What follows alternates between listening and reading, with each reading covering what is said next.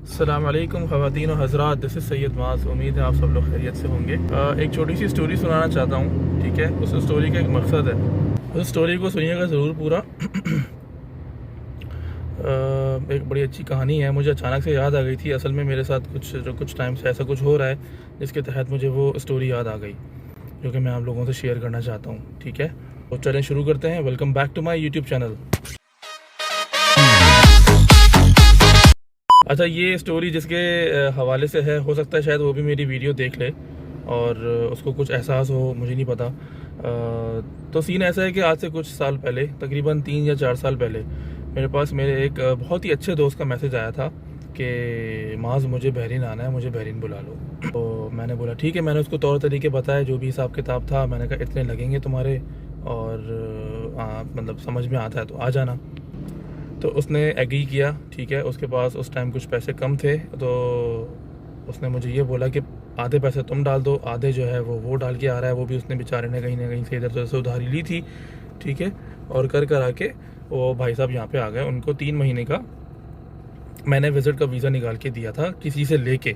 उस टाइम पे जान पहचान थी कुछ लोगों से, तो विज़िट का वीज़ा निकलवाया और उस बंदे को लेके दिया। तो मेरा दोस्त जो है वो फिर बहरीन आ गया, ठीक है। और उसके बाद जो है वो आने के बाद मैंने उसको अपनी कंपनी के अकोमोडेशन में रखा। हालांकि उस अकोमोडेशन में रखना अलाउ नहीं होता आपको किसी आउटसाइडर्स को, ठीक है। फिर भी मैंने रिस्क लेके उसको अपने पास रखा। उसको मैंने खाना खिलाया, जो भी हिसाब किताब था उसका, ठीक है। और इंटरव्यूज़ के लिए भी मैं उसको लेके गया। उस टाइम मेरे पास गाड़ी नहीं थी। गाड़ी जो है वो मैंने उसके आने से कुछ टाइम पहले बेच दी थी। तो इंटरव्यूज़ वगैरह के लिए भी मैं उसको जो है वो टैक्सीज़ में लेके गया, ठीक है। आई एम सॉरी कि ये मत समझिएगा कि मैं जो है वो जो भी मैंने नेकी की है या जो भी मैंने अच्छाई की है उसके लिए तो वो मैं जता रहा हूँ। मैं सिर्फ एक स्टोरी आपको बता रहा हूँ। तो वो लड़का जो है वो यहाँ पे तकरीबन कोई 4 दिन यहाँ पे रुका है, ठीक है। और उन 4 दिनों में वो सिर्फ यहाँ पे रोया है और उसका सिर्फ यही था कि मुझे घर जाना है वापस, मुझे घर वालों की याद आ रही है, मुझे घर जाना है, ठीक है। तो उसको बहुत समझाया, उसके घर वालों से बात की, वो नहीं माना। उसके ऊपर डिसीजन छोड़ दिया। उसने डिसाइड किया कि मुझे वापस जाना है। और वो कोई छोटा लड़का नहीं, मेरे और आपकी एज का लड़का, 20-22-25 साल का लड़का था वो। और वो आके सिर्फ यहाँ पे रोया है। और अच्छा पढ़ा लिखा बीकॉम करके आया था, एक्सपीरियंस था उसके पास, और यहाँ पे अच्छी उसकी जॉब लग रही थी। उसके जाने के बाद लिटरली मेरे मोबाइल पे, क्योंकि उसके पास तो सिम नहीं थी, मेरे मोबाइल पे कॉल आई थी कि वो सेलेक्ट हो गया। बट अनफॉर्चुनेटली वो यहाँ से जा चुका था। 4 दिन रो के वो वापस गया है। और जो कि मैंने पैसे उस पर लगाए थे, वो पैसे मुझे आज तक नहीं मिले। मेरे ख्याल में इस बात को 3 या 4 साल हो गए। उनके वालिद साहब से जब मेरी बात हुई, पहले तो वो पैसे देने से मुकर गए थे। फिर उसके बाद उन्होंने पैसे दिए तोड़ तोड़ के 3 सालों में उन्होंने वो मुझे पैसे दिए जिसका कोई मकसद नहीं था वो पैसे वापस करने का। और अभी भी कुछ पैसे बाकी हैं, तो वो मैंने छोड़ दिए, मैंने माफ़ कर दिए वो, क्योंकि वो पैसों का फ़ायदा ही नहीं है। तोड़ के उन्होंने मुझे पैसे दिए। बहरहाल, तो इस स्टोरी का मकसद ये है कि मेरे पास बहुत सारी कॉल्स और मैसेजेस वहाँ से आ रहे हैं कि हमें भी बुला लो, हमें भी बुला लो। देखें, पहले चीज़ तो ये कि ये जो हमें भी बुला लो वाली लाइन है ना, इसको अपने जहन से निकाल दीजिए, ठीक है ना। हमें भी बुला लो कोई नहीं बुलाता। हमें गाइड कर दो, ये सब कर देंगे, लेकिन हमें भी बुला लो वाला काम कोई नहीं करेगा, ठीक है। ये किसी के हाथ में नहीं होता है। ये बहरीन कोई हमारा अपना कंट्री थोड़ी ना है यार, कि हमें भी बुला लो और मैं पीछे से वीज़ा निकाल के दे दूँगा और जो है ना आप लोग आ जाओगे यहाँ पे। ऐसे नहीं होता है यार। आप लोग गूगल पे सर्च करो, मैं आपको वेबसाइट्स बता रहा हूँ सारी, ठीक है। उस पर आप सर्चिंग करो सारी जाके, और एजेंसियों के पास जाओ, क्योंकि मैं ख़ुद भी किसी से वीज़ा लेके आया था। हमारे यहाँ पे कुछ रिलेटिव्स यहाँ रहते हैं, ठीक है। उनके बहुत अच्छे यहाँ पे दोस्त थे, इंडियन, नाम मुझे याद नहीं आ रहा। उनके यहाँ पे स्कूल्स थे, तो वो स्कूल्स के वीज़े पे मैं यहाँ पे आया था 3 महीने के, ठीक है। और उस स्कूल में काम करते हुए मैंने उन्हीं के कंप्यूटर पे बैठ के दूसरी जॉब ढूंढी थी।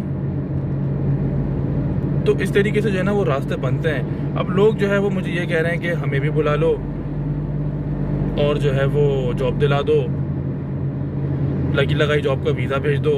भाई मेरे अब्बा जी का कंट्री थोड़ी ना है यार, ये ऐसा थोड़ी ना होता है भाई। रिस्क लेना पड़ता है, मैंने भी रिस्क लिया था। मैं कोई अमीर बाप की औलाद नहीं हूँ। मैंने भी जो है वो रिस्क लिए थे, मैंने भी पैसे इधर उधर से उधारी ले लेके इकट्ठे किए थे और मैं जो है वो रिस्क लेके यहाँ पे आया था। मेरा रिस्क यहाँ पे लिखा था, मुझे जॉब मिल गई। तो ये सब आप लोग क्यों नहीं कर सकते हो यार? ये जहन से निकाल दो अपने के मतलब लगी लगाई जॉब दिला दो, या हमें वहाँ पे बुला लो, हम अगर वहाँ पे आ गए और अगर जॉब नहीं लगी तो पैसा ज़ाया। भाई रिस्क तो लेना पड़ेगा ना यार।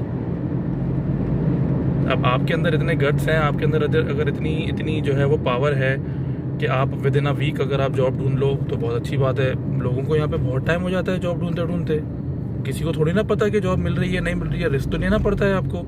हाँ, कंट्री के क्या हालात हैं वो मैं आपको बता रहा हूँ, कंपनीज़ के क्या हालात हैं वो भी मैं आपको अपडेट कर रहा हूँ। उसके हिसाब से आप देखो, वेबसाइट्स मैंने आपको दी हैं, आप अपनी जॉब स्किल्स वहाँ पे सर्च करो कि उसकी यहाँ पे वर्थ है या नहीं है। लेकिन ये चीज़ अपने जहन से आप निकाल दो कि लगी लगाई जॉब दिला दो। ये सब पहले होता था, मैं नहीं कह रहा कि नहीं होता, कि ये सब पहले होता था। इंडिया पाकिस्तान से लोगों को बुलाया जाता था डायरेक्टली वीज़ा दे के। लेकिन जब से कोविड स्टार्ट हुआ है तो ये चीज़ें बहुत महंगी हो गई हैं, तो कंपनी जो है वो अवॉइड कर रही है अब वहाँ से लोगों को बुलाने के लिए। अब जो यहाँ पे करंटली प्रेजेंट होता है ना, वो सिर्फ उन्हीं को हायरिंग हो रही है। अदरवाइज़ मुझे कितनी सीवीज़ मिली है मेरे दोस्तों की, कितनी सीवीज़, मुझे नहीं पता कि पाकिस्तान के हालात कैसे चल रहे हैं। मैं भी चाहता हूँ यार लोगों की वहाँ पे मदद हो जाए, लोग यहाँ पे आ जाएँ, यहाँ नहीं तो किसी और दूसरे कंट्री चले जाएँ, ठीक है। लेकिन आई एम सॉरी यार कि ये सब मेरे हाथ में नहीं है। मैंने आपको तरीके बता दिए। हाँ, अगर आपके पास बहुत ज़्यादा ही पैसे हैं, ठीक है, तो वो भी मैं आपको बता देता हूँ। यहाँ पे लोग हैं जो कि वीज़े बेच रहे हैं।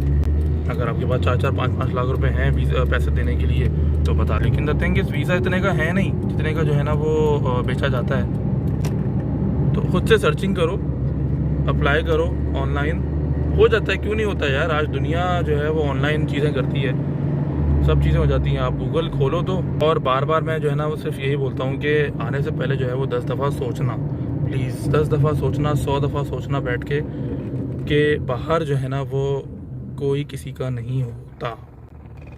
आपने जो है वो सुबह उठ के खुद ही अपने बर्तन धोने हैं, खुद ही अपने कपड़े धोने हैं, खुद ही अपना नाश्ता बनाना है, खुद सब कुछ खुद ही करना है। कोई घर वाला यहाँ पे नहीं होता है, ठीक है ना। वो जो लड़का जिसकी मैंने स्टोरी आपको सुनाई है, उसका रोना सिर्फ यही था कि उसको घर वालों की याद आ रही थी। हालांकि उसको अल्हम्दुलिल्लाह मैं हर चीज़ दे रहा था, लेकिन क्या हुआ, वो 4 दिन पैसे ज़ाया करके चला गया। पता नहीं अब उसको वहाँ पे एहसास हो रहा होगा या नहीं हो रहा होगा, मुझे नहीं पता। वल्लाह आलम, अल्लाह ताला उसकी अच्छी जॉब लगा दे वहाँ पे। लेकिन मेरा उससे कोई कांटेक्ट नहीं है, उसने मुझे ब्लॉक कर दिया हर तरफ से, सिर्फ इस वजह से कि मैंने जो है वो पैसे मांग लिए थे अपने। तो मैं यार इन चीज़ों को ना अब अवॉइड करता हूँ, मैं नहीं करता ये। मैंने एक दफ़ा सबक सीख लिया था, तो मैं उसके बाद मैंने कान पकड़ लिए थे कि मैं अब किसी को नहीं बुलाऊंगा। मैं तरीके बता दूंगा कि कैसे बुलाया जाता है या कैसे आया जाना है। जॉब सर्चिंग के तरीके मैं आपको बता दूंगा। तो ये थी आज की वीडियो, ठीक है।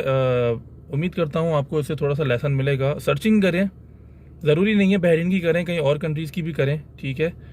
दुबई बहुत ईजी है वहाँ से जाना, कतर चले जाएं, कतर बहुत अच्छा हो रहा है। सऊदीया कुवैत का मैं आपको रिकमेंड नहीं करूँगा इस टाइम पे। बाकी ओमान आप देख लें, 4-5 कंट्रीज़ हैं गल्फ़ के जो काफ़ी अच्छे चल रहे हैं इस टाइम पे।